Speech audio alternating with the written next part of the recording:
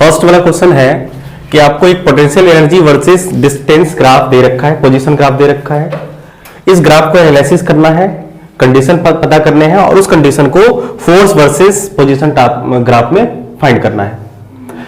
Graph देखने से तुम्हें क्या लग रहा है कि पोटेंशियल एनर्जी कुछ टाइम तक कुछ पोजीशन तक बढ़ी है और उसके बाद कांस्टेंट हो गई है।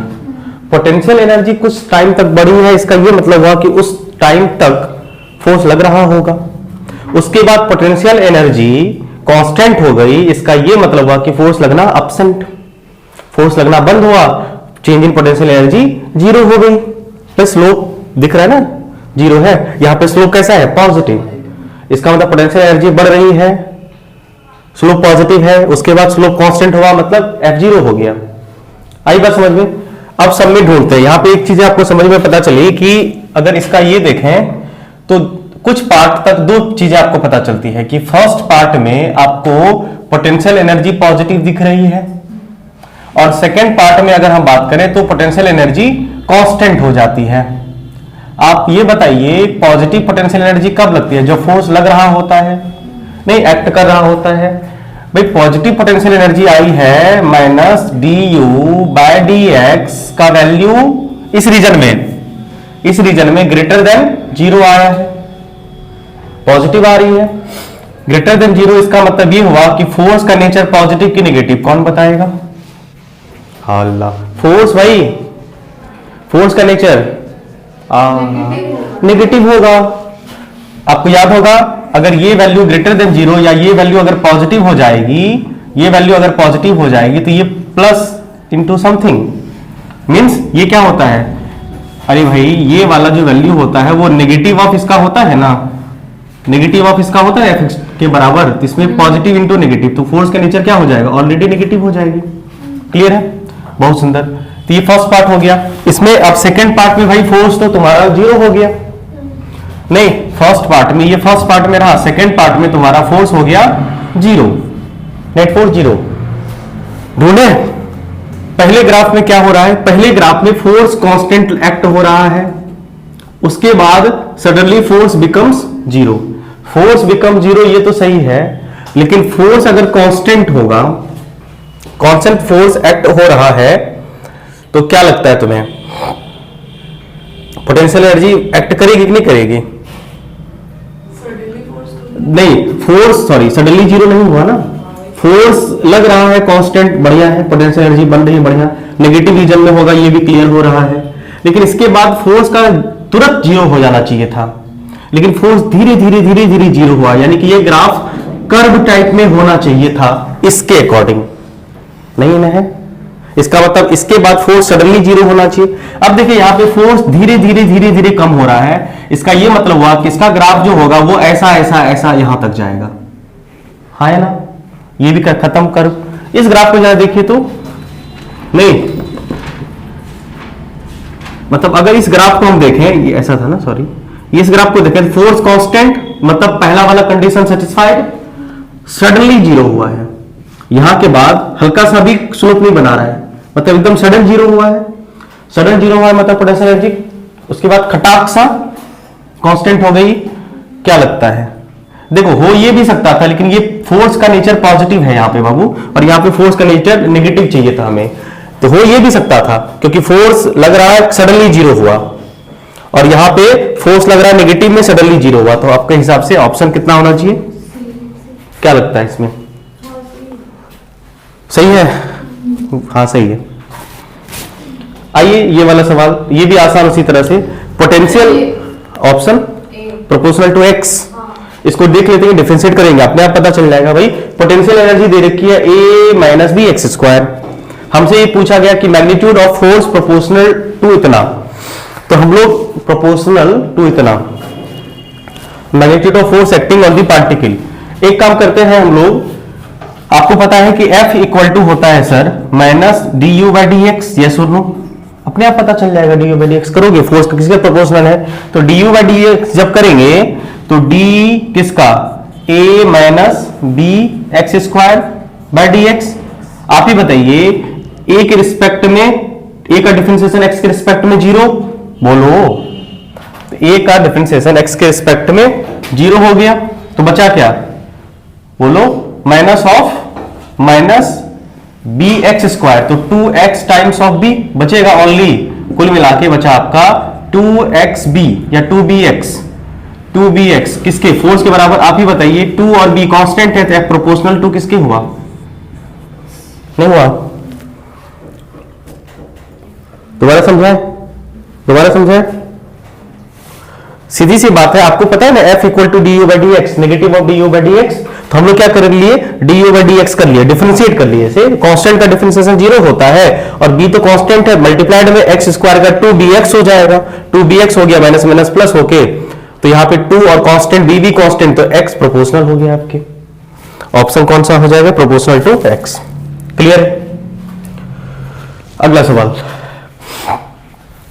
हमसे दे रखा है कि पार्टिकल है इन अ फोर्स फील्ड u बराबर इतना दे रखा है और ये सब information A be constant r वगैरह जो भी डिस्टेंस है, हमसे ये पूछा गया है कि फॉर स्टेबल इक्विलिब्रियम पोजीशन निकालना है, तो भाई स्टेबल इक्विलिब्रियम बता ही दिया गया है, इसका मतलब आपको ये फाइनली कह ही दिया गया है कि D u by d x का वैल्यू बाबू कितना है, 0, क्योंकि इक्विलिब्रियम के लिए ना minus D u by d x एक ही बात है, तो माइनस उधर जाएगा तो प्लस हुआ ना दे, तो D u by d x का वैल्यू कितना हो गया, 0, बस कर दीजिए, आपको यहां से x पता चल ही जाएगा।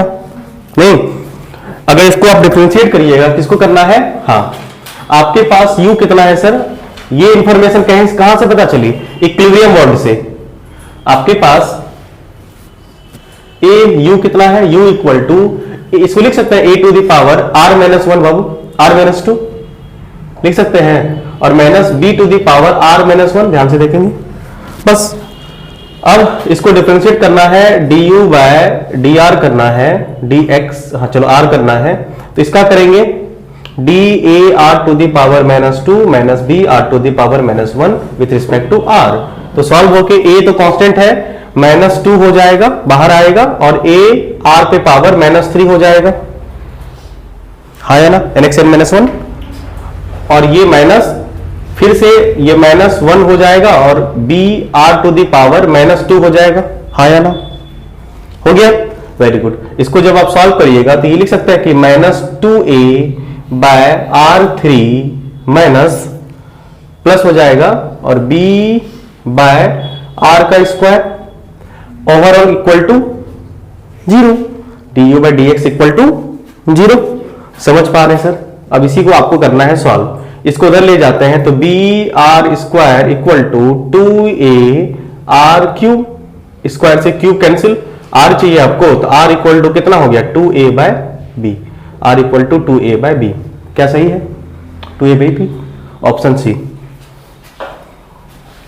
इस सवाल को बनाइए, सेम फॉर्मेट पे है, आंसर बताइए। इसको दोबारा समझाना है, ये वाला दोबारा समझाना है, बोलो नहीं ना, ठीक है, इसको सॉल्व करिए, ऑप्शन बताइए। इसका आंसर ये होगा, सॉल्व उसी तरह से करेंगे सर। आपके पास पोटेंशियल एनर्जी, ये देखो मल्टीप्लाइड नहीं है, मेरी ये फंक्शन है ऑफ एक्स का, हम जानबूझ के यहाँ पे एक्स नहीं लिख सकते थे, लेकिन मान लो अगर पेपर में आया, बोलोगे सर यहाँ एक्स मल्टीप्लाइड है वगैरह, ये सब मन में सवाल अगर रहा है, तो ये फंक्शन ऑफ एक्स है, ठीक है, और वो सब पढ़ लिया, हो गया पढ़ा हुआ।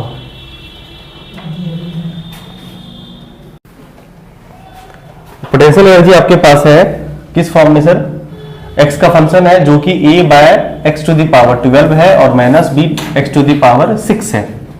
जब आप इसे du बाय dx करेंगे, कह रहा है कि इक्विलिब्रियम में है तो 0 होगा, तो du बाय dx कर देते हैं हम लोग, इसे लिख सकते हैं a x to the power minus 12 minus b x to the power minus 6, same format है सर, du बाय dx के फॉर्म में करना, इक्वल टू 0 कर दिए।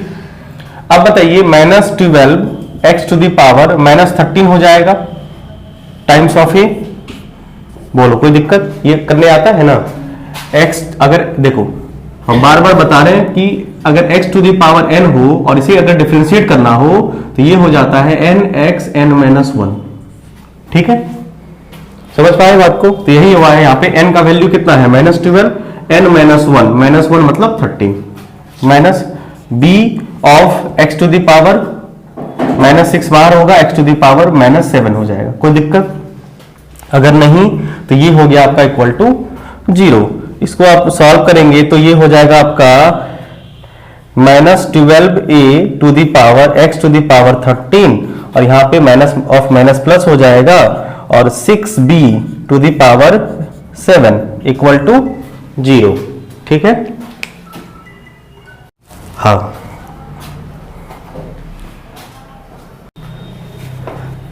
आंसर कितना हो गया है? अगर आप इसे उधर शिफ्ट करेंगे तो -12a by x to the power 13 equal to -6b x to the power 7। तो देखो माइनस से माइनस गया, 6 2 जा 12 चला गया, x पे पावर 7 है और यहाँ पे 13 है, तो 6 बच गया बाबू। तो हमें क्या फाइंड करना है? x। तो x यहाँ पे देखिए 6 तो कट ही गया ना, x to the power 6 equal to, ये तो कट्टो कट्टो हो गया, और यहां बच गया आपका 2a बाय b, है ना, ऐसा ही था ना। गुड। तो x इक्वल टू कितना हो जाएगा? x equal to 2a by b to the power 1/6, option. समझ पाए? आसान था। चलिए टॉपिक को आगे कंटिन्यू करते हैं, बातें तो होती रहेंगी। अब हम लोग चलेंगे थोड़ा पोटेंशियल एनर्जी की कुछ टाइप्स को देख लें, उससे रिलेटेड कुछ सवाल कर लें। ठीक है, लगाएंगे heading types of potential energy.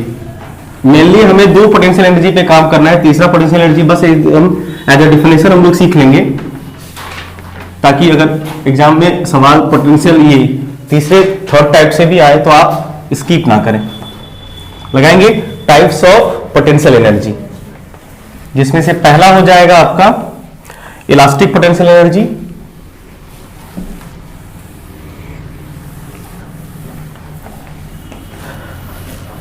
दूसरा हो जाएगा इलेक्ट्रिक पोटेंशियल एनर्जी, और तीसरा हो जाएगा ग्रेविटेशनल पोटेंशियल एनर्जी।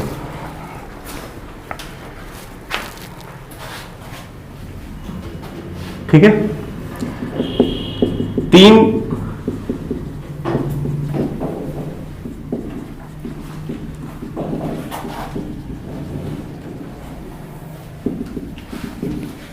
तरह की पोटेंशियल एनर्जी हमें मेनली पढ़नी है। एक हो गया आपका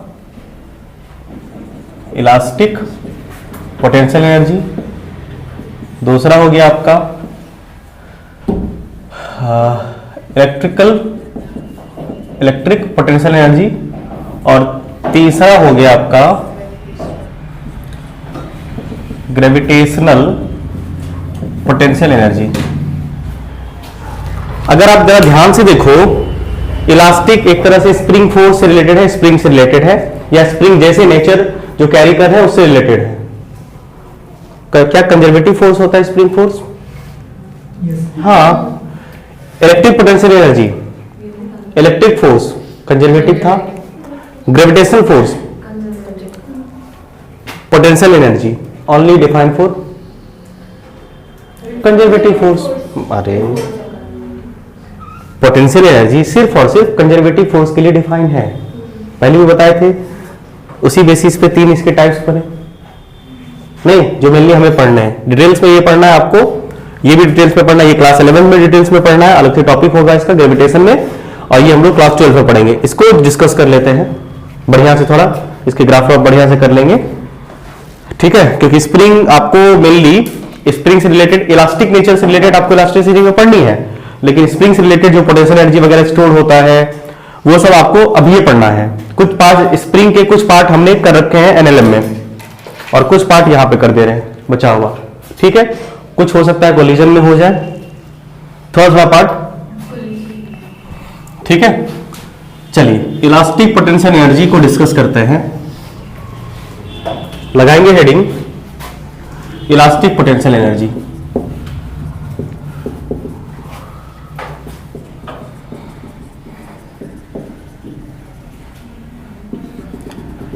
क्या मतलब होता है इलास्टिक का? जिसे आप कंप्रेस एक्सपेंड कर सके, नहीं अपना शेप और साइज वो बदल, मतलब हाँ रिगेन कर सके। इलास्टिक उस मटेरियल को कहते हैं कि जिसमें अपने शेप और साइज को, मतलब उसमें अगर आप एलोंगेशन कर रहे हैं तो वो अपने ओरिजिनल स्टेट को रिगेन करने की कोशिश करे। भले ही वो 100% रिगेन ना कर सके, लेकिन टेंडेंसी रिगेन करने की होनी चाहिए। ऐसे मटेरियल को इलास्टिक मटेरियल कहते हैं। डिटेल्स में इलास्टिसिटी में हम लोग ये सब सारी चीजें पढ़ेंगे, किसका क्या इलास्टिक स्ट्रेंथ वगैरह होता है। अभी फिलहाल आप ये एक मटेरियल के बारे में सोच लीजिए। जैसे अगर आपको नहीं समझ में आ रहा है तो सबसे बेस्ट एग्जांपल है स्प्रिंग या स्पंज वाला जो गेंद होता है, नहीं कंप्रेस करेंगे फिर से वो फैल जाएगा, तो उसको भी इमेजिंग रबर बॉल कर सकते हैं, या हमें फिलहाल यहां पे रबर बॉल नहीं स्प्रिंग को पढ़ना है, ठीक।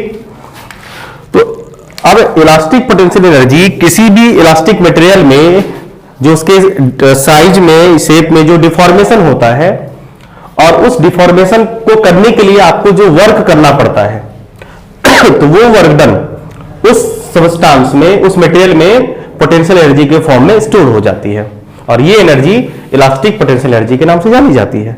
दो तीन बातें हैं इसकी जो कर लेंगे हम लोग। एक लाइन लिख लीजिए तो sir, it is the energy stored, it is the energy stored in elastic material, in elastic material, जैसे कि स्प्रिंग नहीं, as a result, as the result of their stretching or compressing,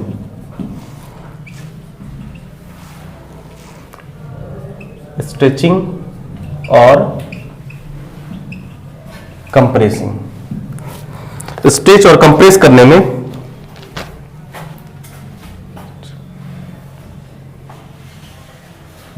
दो बार हो गया ना, स्ट्रेचिंग और कंप्रेसिंग।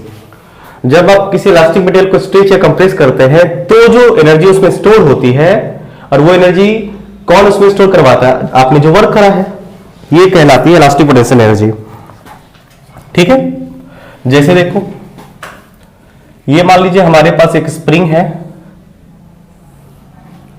इस spring को हम, ये मान लीजिए इसका नेचुरल लेंथ है, ठीक है, ये मान लीजिए इसका नेचुरल लेंथ है। अभी इसमें कोई एलोंगेशन नहीं है, मतलब इसका पोजीशन रेस्ट पे, मतलब मान लीजिए आराम से रिलैक्स मोड में है, ठीक है, इसको रिलैक्स स्टेट कहते हैं, रिलैक्स स्टेट में है ये। अब हुआ क्या कि मान लीजिए आपने इसे खींचा,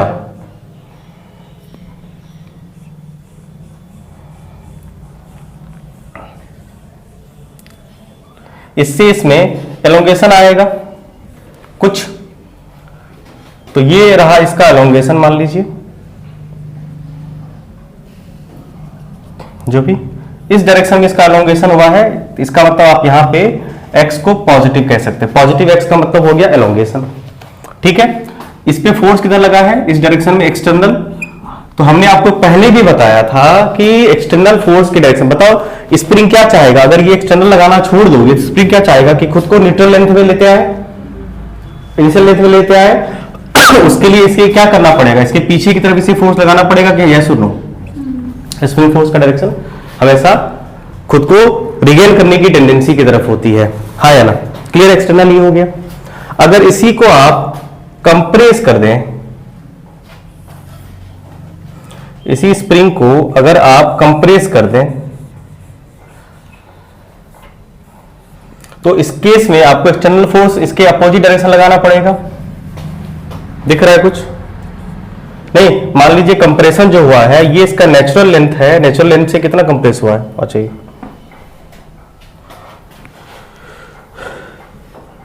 मान लीजिए थोड़ा सा कंप्रेस हुआ है नेचुरल लेंथ से इस डायरेक्शन में, तो x का वैल्यू यहां पे क्या हो जाएगा, नेगेटिव। नेगेटिव x का मतलब हुआ कंप्रेशन। तो स्प्रिंग फोर्स क्या चाहेगा भाई, ओरिजिनल लेंथ तो यहां है इसका, इसकी तरफ जाना चाहेगा, तो स्प्रिंग फोर्स का डायरेक्शन इधर हो जाएगा। तो यहां पे आपके फोर्स के डायरेक्शन के अपोजिट हो जाएगा स्प्रिंग फोर्स का डायरेक्शन ऑलवेज, ठीक है नहीं? तो ये हो गया तुम्हारा इसी फोर्स का नाम।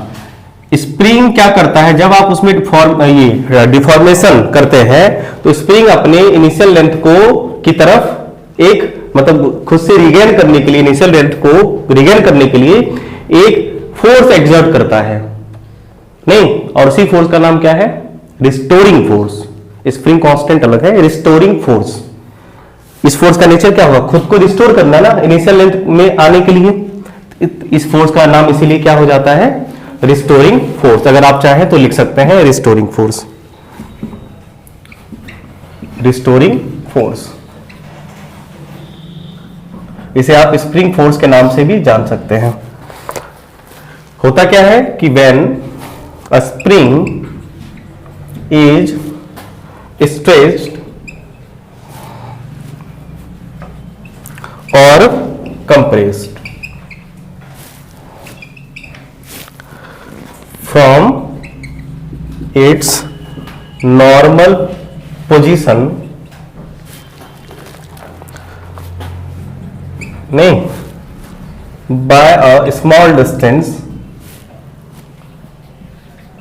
मान लीजिए x, then a force is produced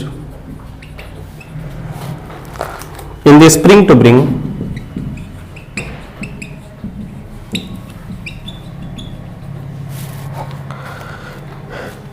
it to the normal position, जो इनिशियल पोजीशन इसका है। this force is known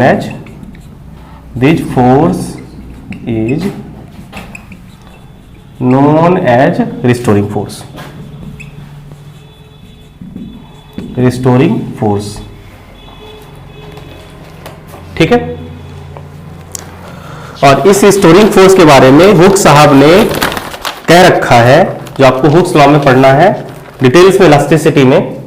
अभी थोड़ा सा बस उसका रूल देखेंगे। तो according to Hooke's law,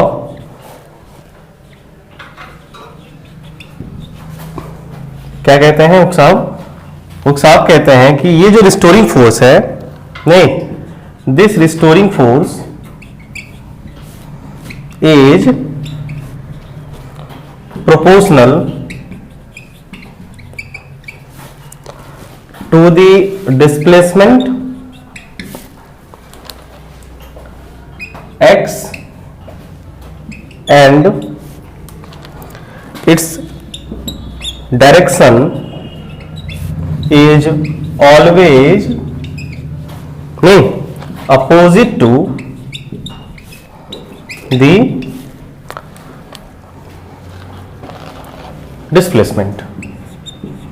displacement के अपोजिट होती है, डिस्प्लेसमेंट के डायरेक्शन के अपोजिट होती है। इन शॉर्ट ये कह सकते हैं कि that is spring force is proportional to negative of x.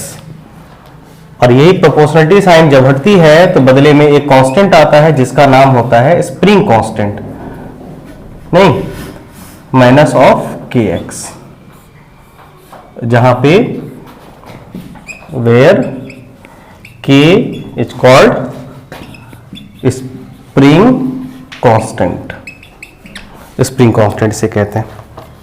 ठीक है, नोट कर लिए। इस बारे में पहले ही बात कर चुके थे पिछले वाले चैप्टर में, नहीं, कि जब आप इसे अपने नेचुरल लेंथ से कंप्रेस करते हैं, ठीक है, तो इसमें डिस्प्लेसमेंट का ये डायरेक्शन हुआ, और अगर आप इसको एक्सटेंड करते हैं, एलोंगेट करते हैं, तो डिस्प्लेसमेंट का डायरेक्शन ये होगा। तो स्प्रिंग फोर्स आपने क्या देखा, डिस्प्लेसमेंट के डायरेक्शन के अपोजिट एक्ट हुआ, डिस्प्लेसमेंट के डायरेक्शन के अपोजिट एक्ट हुआ है, पहली बात। और ये स्प्रिंग रिस्टोरिंग फोर्स कितना होगा भाई, जिस हिसाब से डिस्प्लेसमेंट होगा। अगर आपको ज्यादा डिस्प्लेसमेंट करना है तो आपको ज्यादा एक्सटर्नल फोर्स लगाना पड़ेगा, और जितना ज्यादा आप एक्सटर्नल फोर्स लगाओगे उतना ही ज्यादा रिस्टोरिंग फोर्स बनेगा, सीधी सी बात है। तो यहां पे ये रिस्टोरिंग फोर्स पूरा बराबर किस पे डिपेंड करेगा, एक्सटर्नल के। आप जितना एक्सटर्नल लगाओगे उतना ही स्प्रिंग फोर्स भी आप पे लगाएगा, मतलब उसको रिस्टोर करने में। ठीक है, हाँ, अगर एनर्जी कंजर्व रही तो रहती ही है, हम लोग मान के चलते हैं एनर्जी कंजर्व होती है। ठीक है, तो रिस्टोरिंग फोर्स हुक साहब के हिसाब से क्या हो गया कि प्रोपोर्शनल किसके होगा, डिस्प्लेसमेंट के, डिस्प्लेसमेंट के प्रोपोर्शनल, मतलब f spring force proportional to negative of displacement का क्या मतलब हुआ, डिस्प्लेसमेंट के डायरेक्ट, डिस्प्लेसमेंट के प्रोपोर्शनल, एंड डायरेक्शन क्या होगा, डिस्प्लेसमेंट के अपोजिट। ये हो गया फॉर्मूला आपका स्प्रिंग फोर्स का के एक्स। और यहां पे के क्या है, स्प्रिंग कांस्टेंट है, के आपका स्प्रिंग कांस्टेंट है। अगर इस स्प्रिंग कांस्टेंट को आप समझना चाहो तो आप इसे ऐसे समझ सकते हैं, जैसे कि मान लीजिए आपने क्या किया, कि डिस्प्लेसमेंट आप स्प्रिंग में करना चाहते हैं, डिफॉर्मेशन मान लो करना चाहते हैं, कंप्रेशन या एक्सपेंशन, कोई भी मान लीजिए आप स्प्रिंग को चाहते हैं कि इसमें 1 मीटर का डिस्प्लेसमेंट हो, डिफॉर्मेशन हो 1 मीटर का, तो आपको स्प्रिंग फोर्स लगेगा, एक्सटर्नल फोर्स लगाना पड़ेगा। तो मान लीजिए आपको तो ये बात एकदम मान के चलनी, ये याद रख के चलनी है कि spring force is equal to negative of external, ये सुन लो, एफ एक्सटर्नल ना, negative of f external, good. तो आप ये कह सकते हैं कि अगर x का वैल्यू fx में पुट कर दें तो मैग्नीट्यूड वाइज क्या हो जाएगा, k के बराबर होगा कि नहीं होगा। अगर हम लोग सिर्फ मैग्नीट्यूड की बात करें, अगर x बराबर 1 होगा तो f k के बराबर होगा ना, या k f के बराबर होगा। इसका मतलब ये हुआ कि स्प्रिंग कांस्टेंट का वैल्यू न्यूमेरिकली उतना होता है, ये उतने के बराबर होता है जितने की आपको यूनिट लेंथ को कंप्रेस करने में, डिफॉर्म करने में जितने फोर्स की आवश्यकता पड़ती है। आपको यूनिट लेंथ कंप्रेस करना है या एलोंगेट करना है, उसके लिए आपको कुछ फोर्स लगाना पड़ेगा या स्प्रिंग कुछ फोर्स लगाएगा, वो जितना फोर्स लगाता है न्यूमेरिकली के उसके बराबर होता है। ठीक है, अगर के ज्यादा हो इसका ये मतलब हुआ कि आपको ज्यादा फोर्स लगाना पड़ेगा कंप्रेस करने के लिए, सेम एलोंगेशन करने के लिए। इसका मतलब स्प्रिंग ज्यादा टफ है, ज्यादा हार्ड है, नहीं मतलब उसका स्प्रिंग कांस्टेंट ज्यादा है, स्प्रिंग कांस्टेंट ज्यादा है। ठीक है, तो ये वैल्यू होता है एक्चुअल में न्यूमेरिकली। ठीक है, ये वैल्यू न्यूमेरिकली होता है स्प्रिंग कांस्टेंट का, नहीं तो इस हिसाब से आप ये कह सकते हैं कि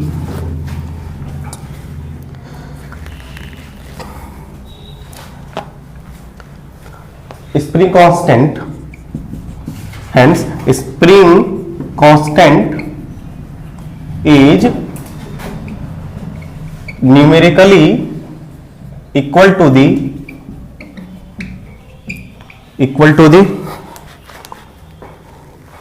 force required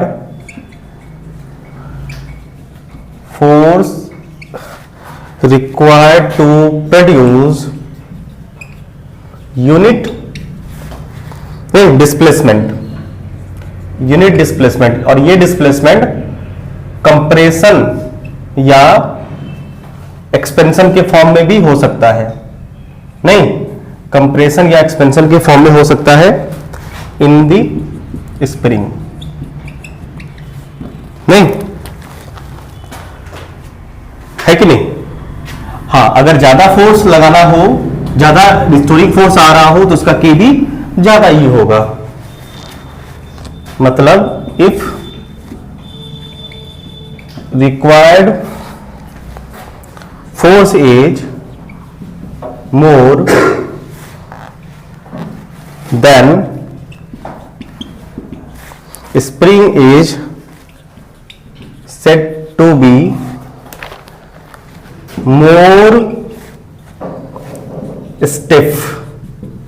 स्टिफ का मतलब होता है हार्ड कह सकते हो या टफ कह सकते हो, हार्ड कहो, टफ कहो, इनफ्लेक्सिबल कहो, मोर स्टिफ एंड वाइस वर्सा। नहीं, इसका यह मतलब हुआ कि एक तरह से स्प्रिंग कांस्टेंट किसी भी स्प्रिंग का जो स्टीफनेस है उसको मेजर करता है कि कौन ज्यादा स्टीफ है, कौन ज्यादा सॉफ्ट है। तो K is the measure of softness या टफनेस ऑफ स्प्रिंग। नहीं, जिस तरह से mass is the measure of inertia होता है कि किसमें कितना ज्यादा इनर्शिया होगा ये डिपेंड करती है उसके मास पे, उसी तरह से किसका स्प्रिंग कांस्टेंट कितना है ये डिसाइड करता है कि वो स्प्रिंग कितना ज्यादा स्टीफ है या कितना ज्यादा सॉफ्ट है। तो इन शॉर्ट ये कह सकते हो कि K इज दी, इससे यही ऑब्जेक्टिव बन जाता है कभी कभी, K is the measure of the stiffness और सॉफ्टनेस ऑफ द स्प्रिंग। ये सुन लो,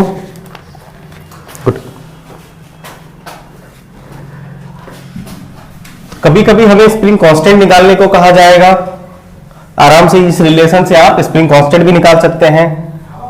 यूनिट कभी पूछा जाता है, कभी डायमेंशन पूछा जाता है। तो इस हिसाब से अगर हम नहीं इसका एसआई यूनिट पूछ करें, एसआई यूनिट ऑफ के फाइंड करें, तो भाई के का फॉर्मूला क्या हो जाएगा? इसका एसआई यूनिट देखो, फॉर्मूला इस हिसाब से अगर चाहो तो आप लिख सकते हो ना, क्या था? F equal to k x था ना। देखो spring force equal to minus k x, लेकिन F external equal to k x. समझ पा रहे बात को? नेगेटिव होता है। तो इस हिसाब से अगर हम K की बात करें तो K equal to F by x हो जाएगा। तो यूनिट के हिसाब से न्यूटन पर मीटर हो जाएगा। यस और नो? बोलो हाँ या ना? तो ये इसका यूनिट हो जाएगा आपका न्यूटन पर मीटर। फायदा क्या होगा इसका? डायमेंशनली अगर हम बात करें इसकी, तो डायमेंशन कितना हो जाएगा सर? K का डायमेंशन, K का डायमेंशन निकालने के लिए आपको नहीं मतलब F का डायमेंशन और X का डायमेंशन पता होना चाहिए। क्या F का डायमेंशन है पता? हाँ, ML/T-2 और X का डायमेंशन L होता है। L से L गया, बच गया आपका कितना? L से L गया, M बचा, MT-2। देखो तुम्हें स्प्रिंग फोर्स का फॉर्मूला भी याद रहेगा, आसान है ना? KX भूलोगे क्या? इसे भूल गए तो फिर कोई बात ही नहीं। इससे एक फायदा और हो गया आपका, इसके डायमेंशन के साथ फॉर्मूला याद रहा तो यूनिट याद रहा, यूनिट याद रहा तो डायमेंशन याद रहा। इसके डायमेंशन के साथ साथ आपको एक डायमेंशन और फ्री में याद हो गया। किसका? इलास्टिसिटी में प्रॉपर्टी होती है, surface tension same dimension carry करेगा। आई बात समझे? फोर्स पर यूनिट लेंथ होता है वो। हाँ, तो फ्री में याद रखेंगे, नहीं नोट करके। ये डायमेंशन किसके बराबर होगा? सरफेस टेंशन के। Dimension of K is similar to dimension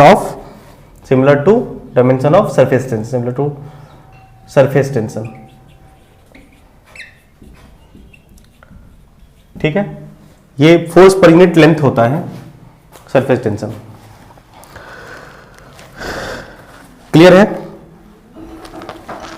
आइए अब इससे कुछ एनर्जी इसका कर लें। इसमें कितनी एनर्जी स्टोर होती है, जिसमें होगा आपका सवाल। यहां तक बोलो, कोई डाउट है? हल्का सा भी नहीं ना? ठीक है, लगाएंगे हेडिंग। पोटेंशियल देखो, एनर्जी स्टोर्ड इन स्प्रिंग। कौन सी एनर्जी स्टोर्ड होगी इसमें सर? Potential energy. नहीं तो लगाएंगे heading energy stored in spring. Energy stored in a spring.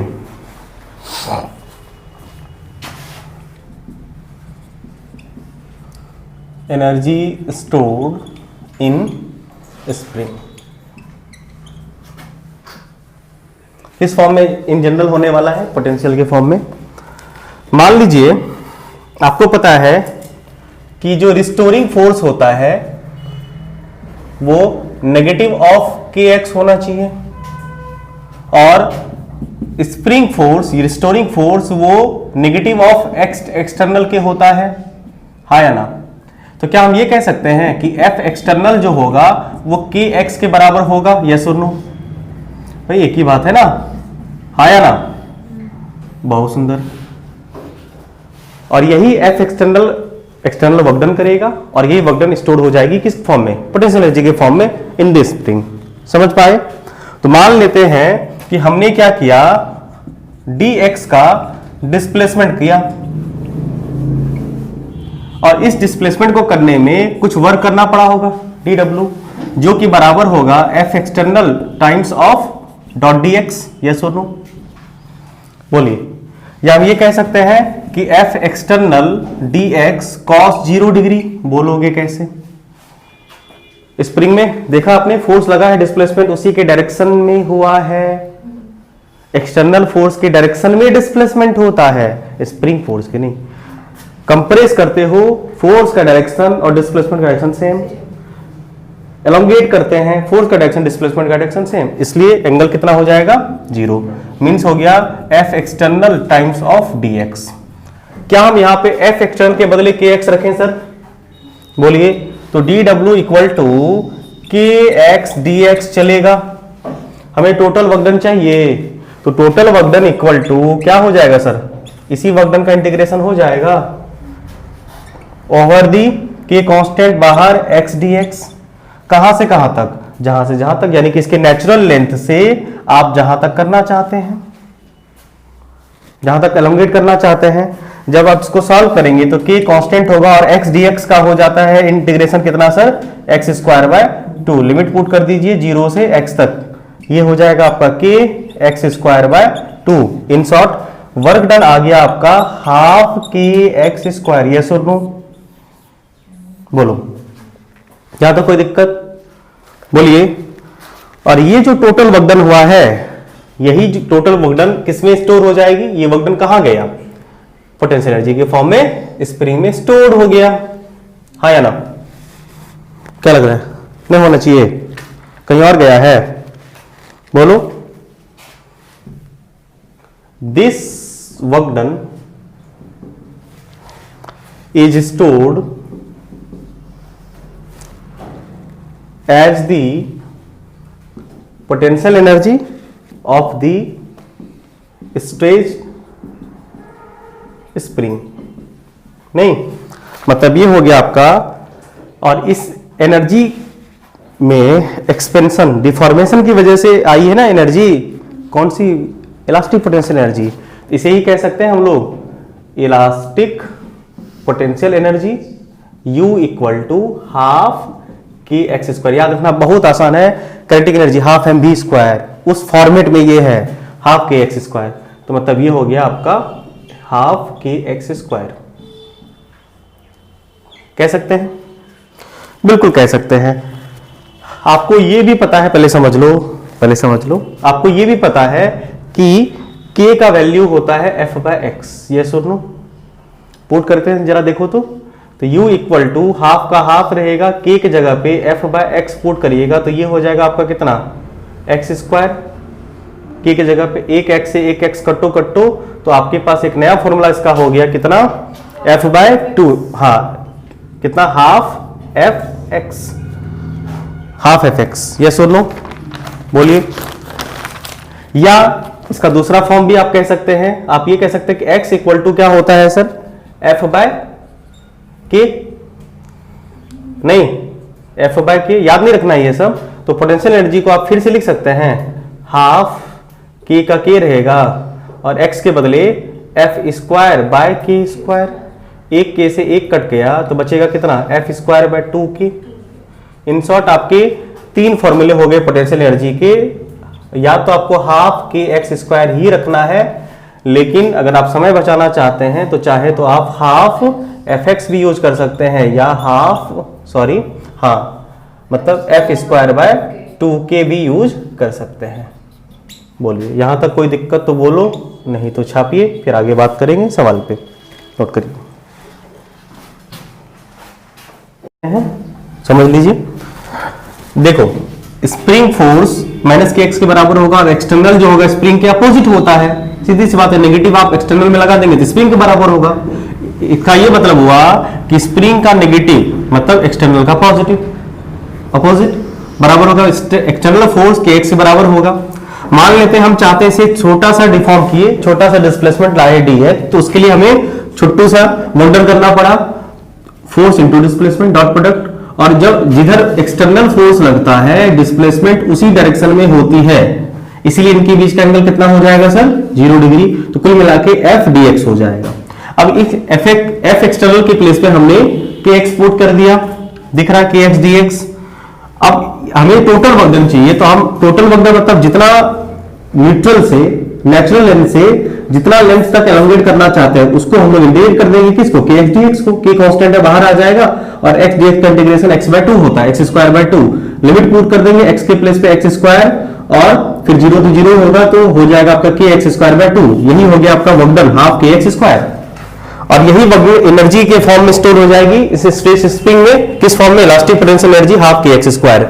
आपको पता है कि K equal to F by X होता है, तो K को आप अगर यहां पे सब्स्टिट्यूट करते हैं, एक्स एक्स कैंसिल आउट हो जाएगा और हाफ एफ एक्स बच जाएगा। या अगर आप x को K एफ बाई के फॉर्म में लिखते हैं तो यहां पे हाफ के स्क्वायर के प्लेस पे एफ स्क्वायर बाय के स्क्वायर, एक के से एक के कैंसिल और एफ स्क्वायर बाय 2k हो जाएगा। इस तरह से आपके पास ये इसके वेराइटीज हुए। ठीक है, आई बात समझ में? तो ये हो गया तुम्हारा पोटेंशियल एनर्जी जो स्प्रिंग में स्टोर होती है। आपको क्या रखना है, half K X square, half K X square याद रहेगा। Very good. एनर्जी कर्व इसका देख लेते हैं, फिर सीधा सवाल पे चलेंगे। क्लियर? नहीं